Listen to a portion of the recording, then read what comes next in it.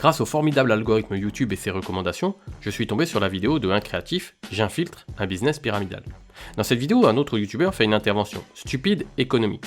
J'ai donc regardé plusieurs vidéos de ces deux chaînes à la suite.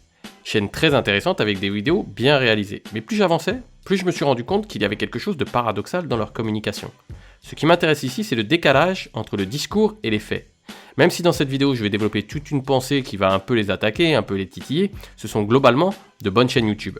Ce décalage est intéressant parce qu'il est symptomatique d'un mal bien plus profond, une schizophrénie aiguë vis-à-vis de l'argent. Et surtout, de comment on le gagne. Sur cette chaîne YouTube, je vous parle très régulièrement d'image de marque. J'y répète souvent qu'il faut être raccord dans le discours et les faits. Malheureusement, ce n'est pas le cas pour la majorité des youtubeurs qui ont un gros problème avec l'argent, le flouze, la monnaie, la thune, le genre quoi. Vous êtes sur la chaîne du Disrupteur. Attachez vos ceintures.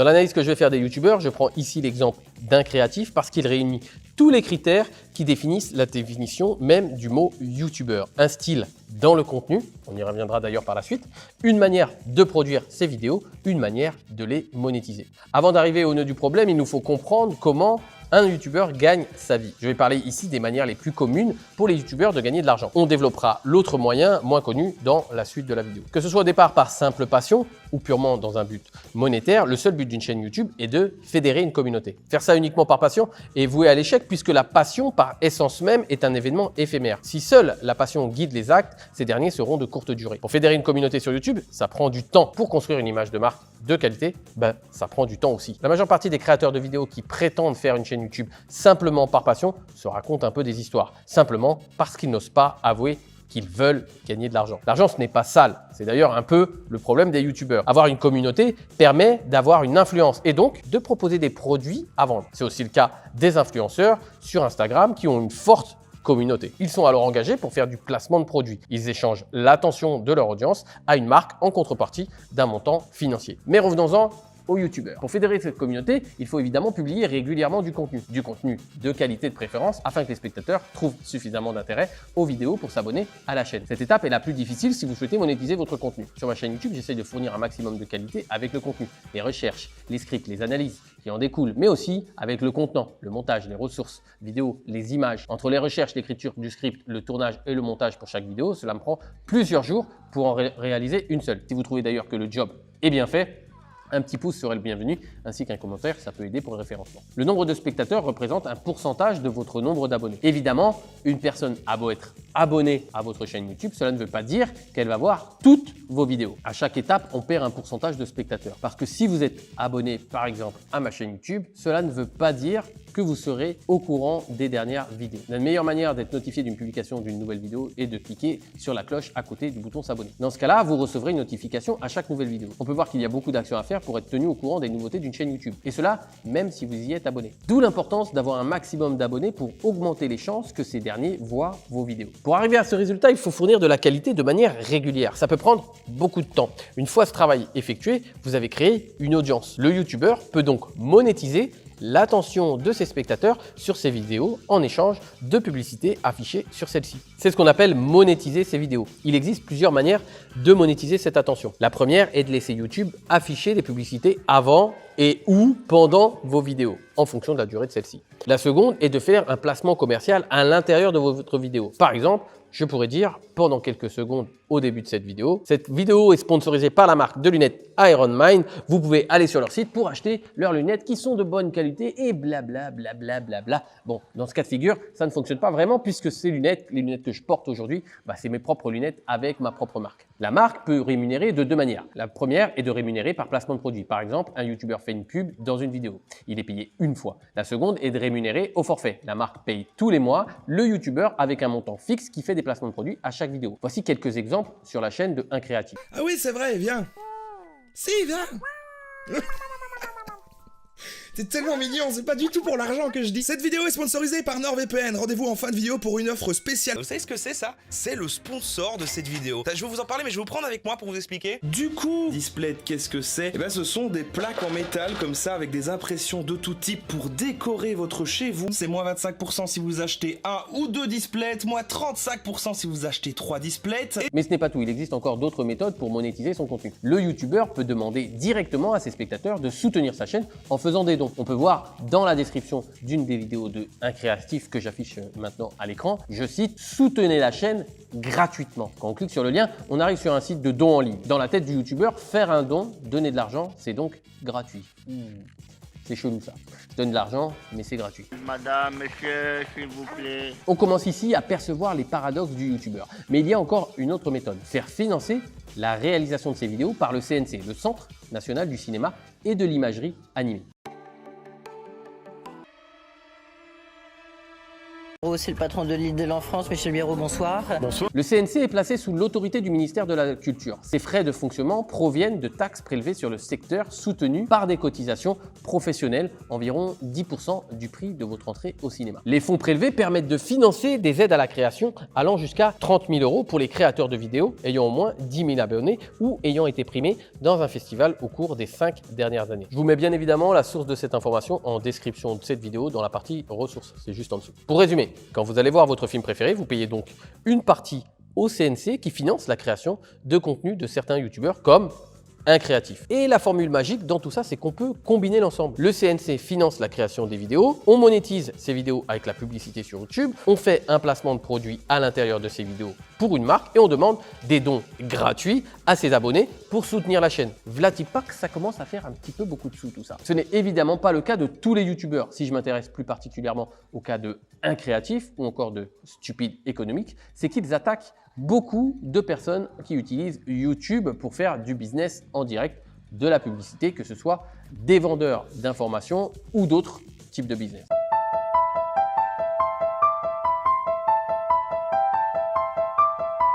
Comme on a pu le voir juste avant, le but d'une chaîne YouTube est de fédérer votre communauté pour monétiser son attention. Dans l'excellente vidéo « L'économie de l'attention » produite par la chaîne Stupide Économique, je vous mets aussi le lien en description de cette vidéo dans la partie ressources, le youtubeur nous explique également ce principe de manière plus générale. Dans cette vidéo, on sent également une certaine forme de paradoxe. Avoir une démarche de vendre quelque chose semble être un acte répréhensif selon le youtubeur. Par curiosité, j'ai voulu savoir s'il y avait un intérêt à capter l'attention des autres sans forcément être dans une société consumériste ou dans la démarche de vendre quelque chose. Le youtubeur de cette chaîne va même encore plus loin dans son raisonnement puisqu'il nous incite à installer un bloqueur de pub afin d'éviter d'être sollicité par celle-ci. Une première solution technique plutôt simple, c'est l'utilisation d'un adblocker.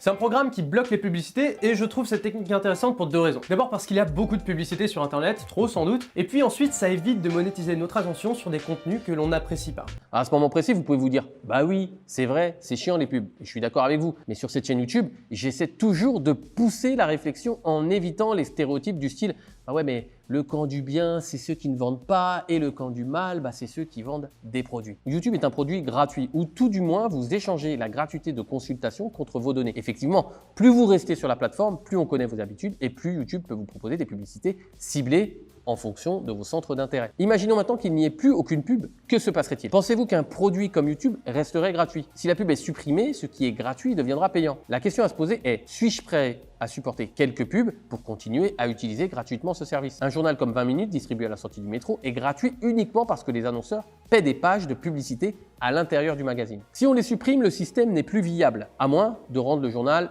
payant dans le mille et mille. Passer par un adblock court-circuite YouTube. YouTube est un service qui nécessite bien évidemment des coûts de fonctionnement qu'il faut bien répercuter quelque part. L'adblock ne donne aucun moyen financier à YouTube en échange de la gratuité de son contenu. La solution est tout simplement de prendre un abonnement à YouTube Premium pour 11,99 € par mois. Alors je précise que je n'ai aucun gain à dire ça. Avec ce service, vous n'avez plus aucune publicité. Il existe même des solutions de partage, un peu comme Drivey ou Blablacar, pour payer ce service moins cher comme Split. Avec ce site, je paie seulement 3 € par mois pour avoir accès à YouTube Premium. D'ailleurs, si vous voulez en savoir plus sur cette solution, vous avez le lien dans la partie ressources en description de cette vidéo. Alors, c'est un lien affilié, ça veut dire que je toucherai 1 € si vous cliquez dessus et que vous prenez le service. Comme ça, on est transparent. Comme j'en ai assez de voir une multitude de pubs de clowns qui emploient des stratégies de marketing de clones, j'ai pris un abonnement au service de YouTube. Je participe à l'écosystème de YouTube. Voilà comment la chaîne Stupid Economics souhaite monétiser l'audience de ses spectateurs. Et si 1% des abonnés contribuent de l'équivalent d'1 € par mois, ça suffirait à financer la chaîne et surtout à conserver sa gratuité. Là encore, on entre dans le paradoxe du youtubeur. L'objectif de 1 € par mois par abonné est sympa, mais utopique et sans réelle grande ambition. Est-ce qu'on pourrait imaginer Rolex ou encore Tesla faire ça? Oui, ce sont de grandes marques, mais il vaut mieux prendre exemple sur des grands leaders. En fait, le youtubeur de Stupid Economics semble ne pas comprendre que ses spectateurs ne paient pas uniquement pour son contenu, mais aussi parce qu'ils croient en lui, en sa marque et en ses valeurs. Il semble raisonner en privilégiant la passion à la raison. Pour faire une transition de la passion à la raison, il est nécessaire de passer de l'enfance à l'âge adulte. Ce type de youtubeur a du mal avec la notion d'argent qu'il qualifie, consciemment ou inconsciemment d'ailleurs, de mal. Vendre, c'est mal. Gagner de l'argent, c'est mal. Mais au fond de lui-même, il a quand même besoin d'argent parce que forcément, comme on l'a vu auparavant, la passion s'estompe avec le temps. Et il paraît normal de vouloir vivre du contenu que l'on produit. Je parle bien évidemment de contenu de qualité et c'est le cas pour la chaîne YouTube de Stupid Economics. De surcroît, il en va de la responsabilité du youtubeur de gagner plus d'argent afin de fournir de meilleurs contenus. Ce que je veux dire par là, c'est que plus il y a de moyens, plus on peut les attribuer à la réalisation de sa vidéo, que ce soit par de meilleures caméras, de meilleurs décors ou aussi du temps qu'on peut attribuer à la recherche concernant les sujets de vidéos. Alors restez bien pour la suite de cette vidéo parce que je vais vous donner en détail le coût de mes vidéos que je finance exclusivement par mes propres moyens. À l'inverse, sans moyens, on risque de galérer à fabriquer du contenu de qualité et donc potentiellement de plus rapidement s'essouffler. Au début, avec la passion, le manque de moyens n'est pas un problème, mais avec le temps, celle-ci diminue naturellement et laisse place à la raison. Elle fait prendre conscience que galérer pour faire du contenu qui ne rapporte rien, c'est pas franchement encourageant. C'est d'ailleurs à ce moment-là que beaucoup de créateurs de contenu s'arrêtent. Imaginez-vous plutôt, vous gagnez bien votre vie, vous prenez plaisir à faire du contenu de qualité, c'est un cercle vertueux. Qu'on le veuille ou non, dans la société actuelle, pour pouvoir compter, il faut avoir des moyens financiers.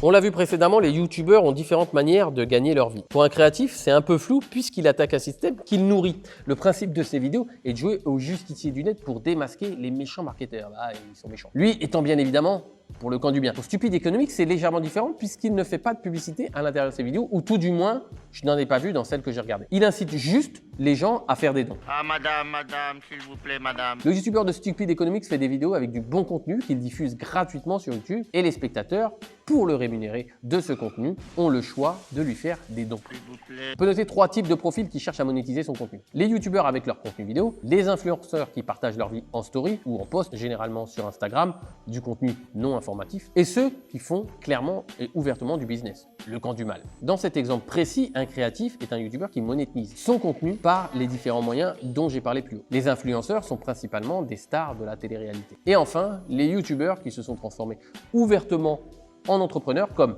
Ibra TV ou Thibaut InShep. Ibra TV a utilisé son audience dans un premier temps pour monétiser son contenu avec la publicité, puis s'en est extrait afin de financer des business en physique comme son fast-food Black and White Burger. Félicitations à lui. Pour Thibaut InShep, c'est le même cas de figure avec sa marque de vêtements et le nom déposé de sa marque Thibaut InShep. Bravo à lui aussi. Ces deux youtubeurs ont évolué dans la manière de monétiser leur contenu en le transformant en réel business. Dans ce cas-là, les choses sont bien plus claires puisque ce qu'ils vendent, ce sont leurs propres produits. La démarche paraît tout de suite plus claire. Les youtubeurs lambda qui ont du mal avec le fait de monétiser clairement leur audience sont plutôt des hommes sandwich à qui on colle une publicité en fonction du brick qu'on le paye. À noter que certains youtubeurs ont des vidéos qui manquent cruellement de fond. Je précise que ce n'est pas le cas pour un créatif et Stupid Economics et que certains influenceurs peuvent faire du contenu de qualité, même si c'est assez rare. Les 3 catégories, on peut le voir, s'entrecroisent. Dans le cas où un youtubeur utilise uniquement les moyens de monétiser qu'on a évoqués, son équilibre est beaucoup plus fragile et beaucoup plus précaire puisqu'il dépend uniquement de son nombre de vues. Un simple calcul, s'il fait moins de vues, il aura moins d'annonceurs et donc moins de moyens. David Lafarge, un très ancien youtubeur avec 2 millions d'abonnés tout de même, spécialiste dans les cartes Pokémon, oui ça existe, en a fait la mère expérience. Il a construit toute une audience au fur et à mesure des années, mais suite à plusieurs boulettes de sa part, elle s'est complètement effondrée. Comme son business dépendait intégralement de sa chaîne YouTube, ce fut la catastrophe. Je vais tout donner pour essayer de percer sur Internet. Je me suis mis à sortir une vidéo par jour, puis 10 vidéos par semaine, pendant des années quoi. 2 ans et demi, 3 ans après, je gagnais des énormes sommes d'argent en fait. Et on arrive en 2017, que je considère comme la pire année de ma vie, la pire chose qu'on pouvait me faire. c'était qu'on me fasse vendre cette collection de cartes Pokémon. Et c'est ce qui s'est passé. Et la descente aux enfers, j'avais les huissiers de justice, j'avais des problèmes avec la Banque de France, on me bloquait mes cartes bancaires. YouTube sert uniquement à fédérer une communauté, mais il faut très vite sortir de la plateforme. Créer son propre business pour ne pas être dépendant uniquement des vues et des abonnés de votre chaîne. Parce que sinon, YouTube, c'est un peu votre macro et vous êtes donc une...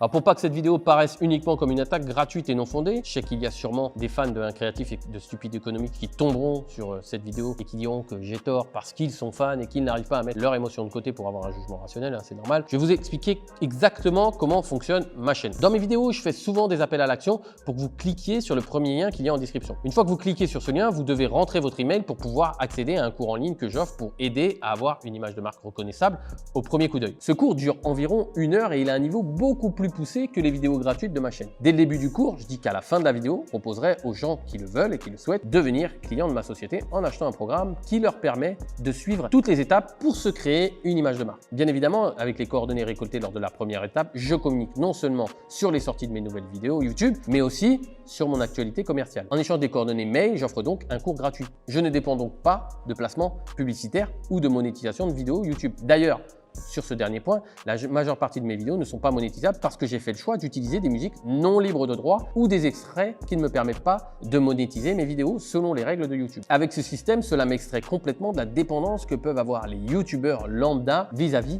des marques qui les payent pour parler de leurs produits. De la monétisation des vidéos selon les vues de YouTube, de demander des dons pour ma chaîne, S'il vous plaît. ou du CNC qui subventionnerait mes vidéos. L'argent que je gagne avec mes propres produits me permet de financer mon contenu. Je n'ai pas besoin d'avoir des milliers de vues sur mes vidéos ou des milliers d'abonnés pour pouvoir commencer à vivre de mon contenu. Kevin Kelly a écrit un excellent article sur ce sujet où il explique comment on peut commencer à vivre sereinement d'un business avec 1000 vrais fans. J'en parle plus en détail dans la vidéo où je parle du film Justice League de Zack Snyder. Ce film a été demandé à corps et à cri par des fans qui ont réussi à faire plier un gros studio de cinéma. Le lien de la vidéo est bien évidemment dans la partie ressources juste en dessous de cette vidéo. Allez la voir si vous avez pour ambition de fédérer une communauté fidèle, prête à acheter tous vos produits. On l'a vu tout à l'heure, le CNC donne environ 30 000 € pour la réalisation des vidéos de 1 Créatif. L'argent qui vous est prélevé sur votre ticket de cinéma sert donc à financer des vidéos d'un YouTuber qui vous fait des placements de produits et vous demande des dons gratuits. 30 000 €, c'est quand même une somme importante. Quand on voit les réalisations de 1 Créatif pour ce budget, des vidéos derrière un micro dans sa chambre, on peut se demander à quoi peut servir l'étendue du budget accordé par le CNC. Quelque part,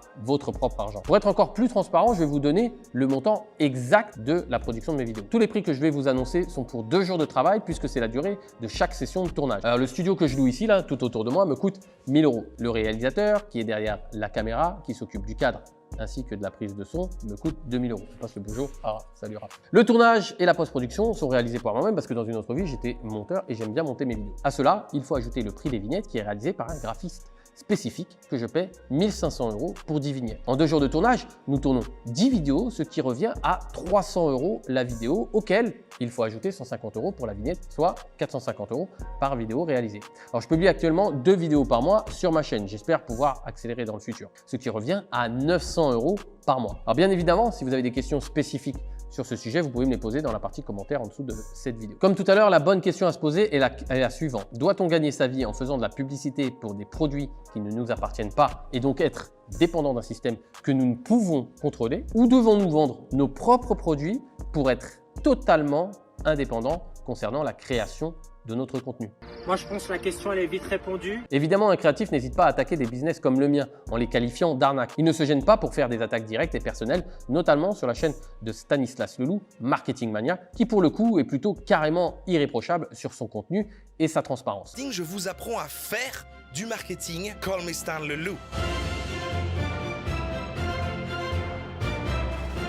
Alors aujourd'hui, le mot arnaque est employé à toutes les sauces. Il suffit de faire de la publicité sur Facebook pour voir, quelques minutes après, un commentaire qui qualifie la publicité d'arnaque. Rappelons la définition du mot. Une arnaque est une escroquerie, un vol, une tromperie, une tricherie. Quelque chose qui est amené à tromper le client. Un créatif ne trompe-t-il pas le CNC quand il utilise de l'argent prélevé sur les tickets de cinéma pour faire des placements de produits pour NordVPN? À ce propos, il y a une excellente vidéo sur la chaîne YouTube de Micode qui explique en détail pourquoi nous n'avons pas besoin de NordVPN et qu'ils font de la publicité trompeuse. Vous trouverez le lien de cette vidéo dans la partie ressources en description juste en dessous. Est-ce qu'on peut qualifier d'arnaque le fait de demander de soutenir la chaîne gratuitement hein, bien sûr, en demandant de l'argent avec des dons. Est-ce qu'on peut qualifier d'arnaque le fait d'annoncer que nous vendons nos propres produits, que ce soit des produits physiques d'ailleurs, comme Ibra TV ou Thibaut InShape, ou des produits d'information comme moi? Évidemment, il ne faut pas se voiler la face. Il existe des escroqueries sur Internet, que ce soit d'ailleurs du côté des vendeurs que des clients. J'aurais pas mal d'anecdotes à vous raconter sur des clients qui se sont arrêtés de me payer du jour au lendemain et qui ont disparu dans la nature. Quelle est la responsabilité du client? Quand une pub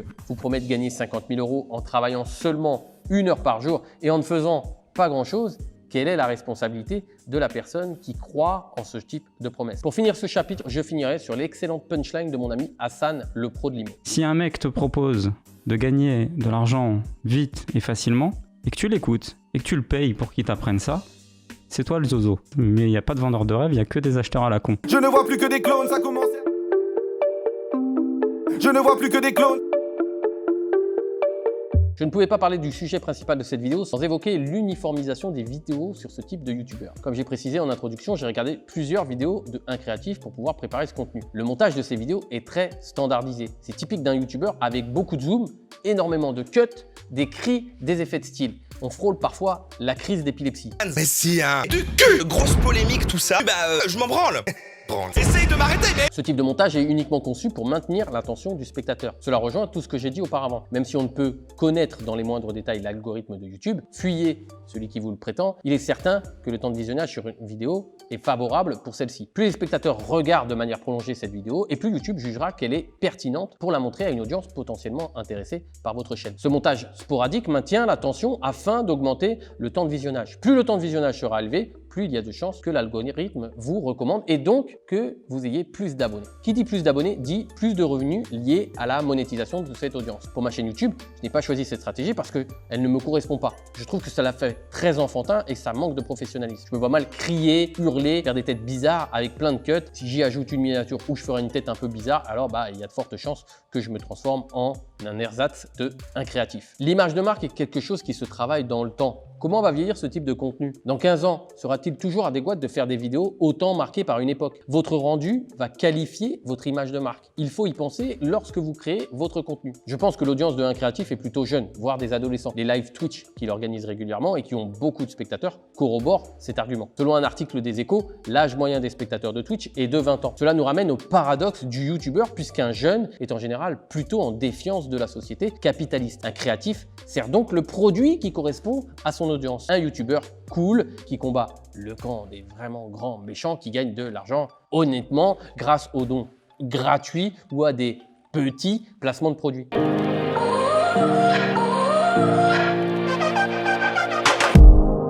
Alors je me dois d'être le plus précis possible dans cette vidéo. En cherchant un peu sur la chaîne de un créatif, je me suis rendu compte qu'il a publié une vidéo en janvier 2021 pour annoncer qu'il arrêtait ses partenariats publicitaires, notamment avec NordVPN. Il annonce d'ailleurs dans celle-ci qu'il va réduire la fréquence de publication de ses vidéos, sûrement dû à un manque à gagner. Alors pour le cas de Stupide Economics, c'est légèrement différent puisqu'il gagne de l'argent uniquement avec les dons. La chaîne n'a pas de montage typique de youtubeur et il semble beaucoup plus direct et franc dans la relation à l'argent, même si on peut noter qu'ils ont clairement un problème avec les publicités. J'ai regardé beaucoup de contenus d'un créatif, non seulement parce que je les ai trouvés intéressants dans le fond, faut dire la vérité, mais la forme est vraiment imbuvable. Mais je suis pas abonné. Et à vrai dire, après plusieurs contenus, j'ai été plutôt vacciné puisque je chantais le paradoxe dont on a parlé précédemment. A contrario, je suis abonné à la chaîne de Stupide Economics puisque je trouve son créateur très pertinent sur les sujets.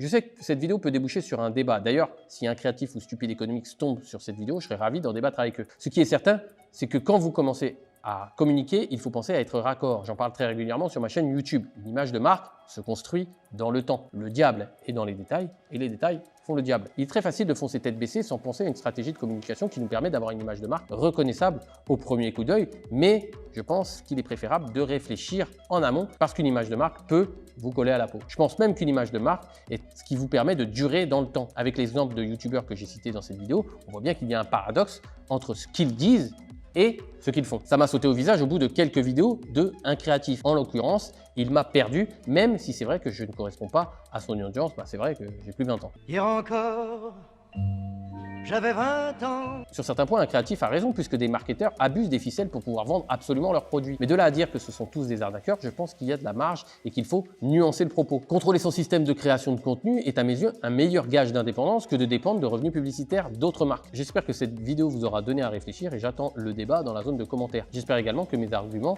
vous auront encouragé à ne pas devenir l'énième copie d'une copie, sinon vous risquez de vous transformer en photocopieur. Je vous invite à regarder la vidéo qui vient de s'afficher. Vous allez voir, elle est vraiment cool.